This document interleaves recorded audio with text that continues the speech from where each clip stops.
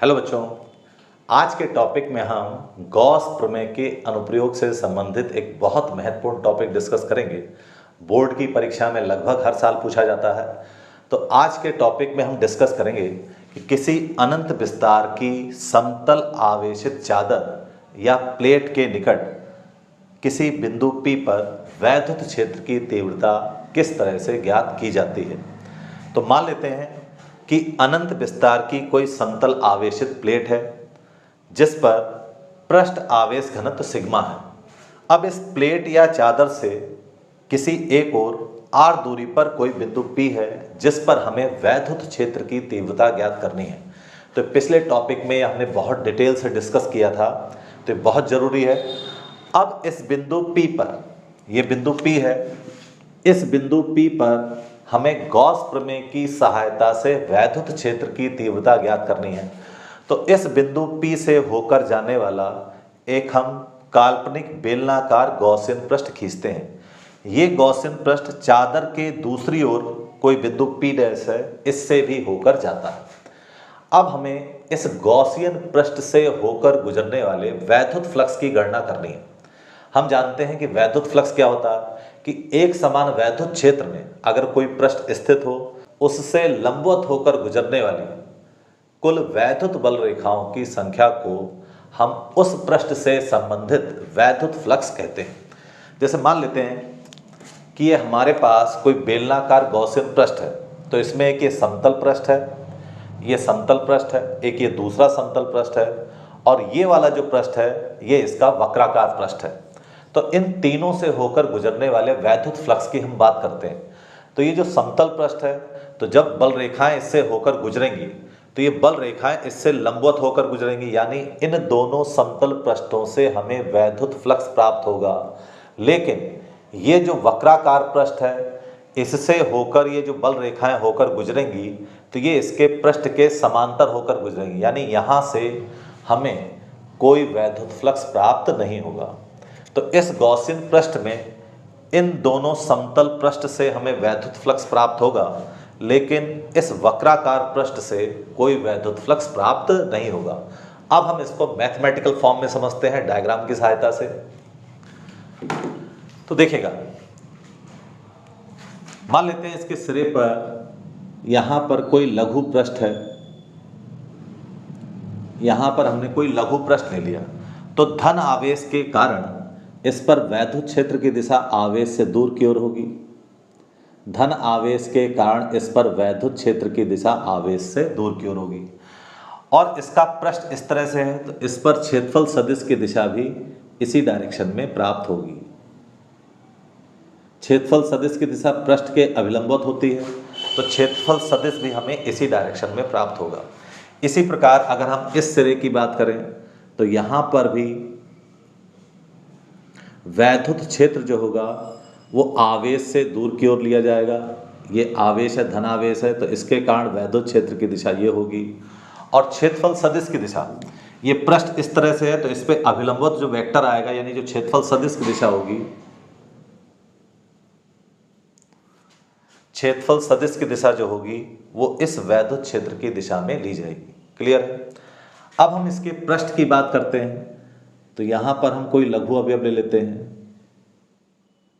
यहां मान लेते हैं कोई लघु अवयव है, तो इस पर भी वैद्युत क्षेत्र की दिशा जो होगी वो आवेश से दूर की ओर ली जाएगी, तो ये वैद्युत क्षेत्र की दिशा प्राप्त हो जाएगी। और इस पर क्षेत्रफल सदिश की दिशा पृष्ठ के अभिलंबवत होगी, यानी यहाँ पर क्षेत्रफल सदिश जो होगा वो इस डायरेक्शन में हमें प्राप्त होगा।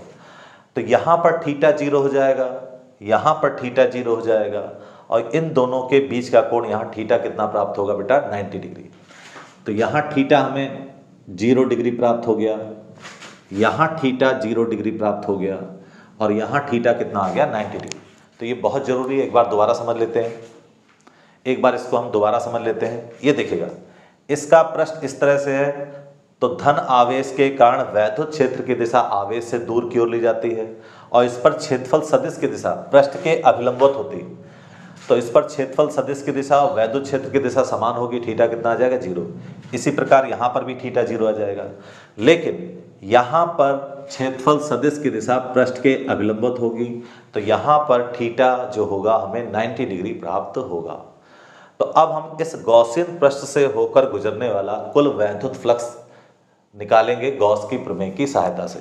तो गॉस की प्रमेय की सहायता से हमें पता है कि गॉस की प्रमेय की सहायता से किसी बंद पृष्ठ से होकर गुजरने वाला कुल वैद्युत फ्लक्स उस पृष्ठ से संबंधित कुल आवेश का 1/ε0 गुना होता है। ये गॉस की प्रमेय से रिजल्ट हमें प्राप्त होता है। अब हमें यहाँ से कुल वैद्युत फ्लक्स निकालना है।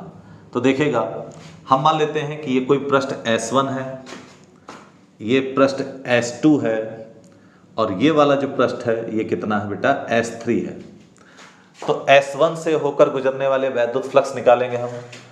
S1 से होकर गुजरने वाला कुल वैद्युत फ्लक्स हमें प्राप्त होगा S1, इसका फार्मूला होता था E.dA। ये पिछले चैप्टर में बहुत डिटेल से डिस्कस किया है, अगर आपने वीडियो नहीं देखा तो इस वीडियो को जरूर देख लें।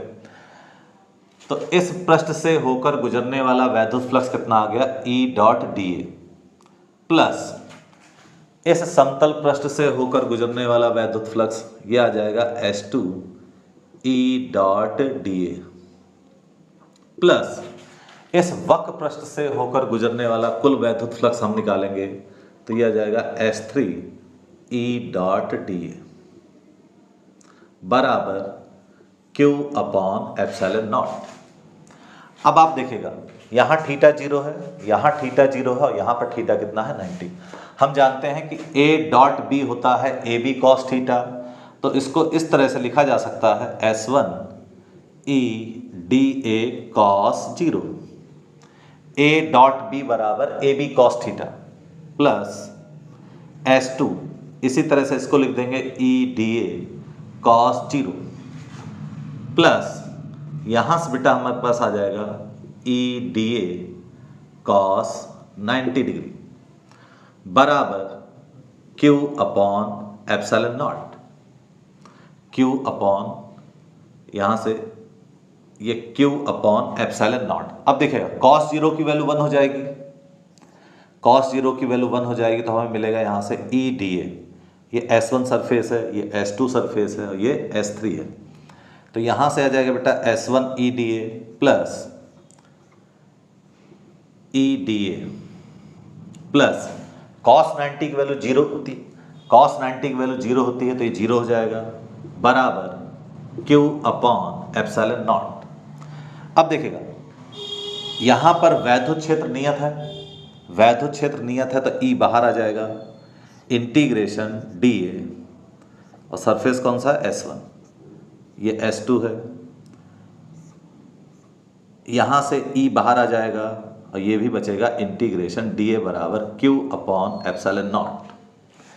अब हम इसको सॉल्व करेंगे। इंटीग्रेशन dA का मतलब हो गया संपूर्ण क्षेत्रफल, तो इसको लिखा जा सकता है EA प्लस EA बराबर Q/ε0। तो यहाँ से हमारे पास प्राप्त हो जाएगा,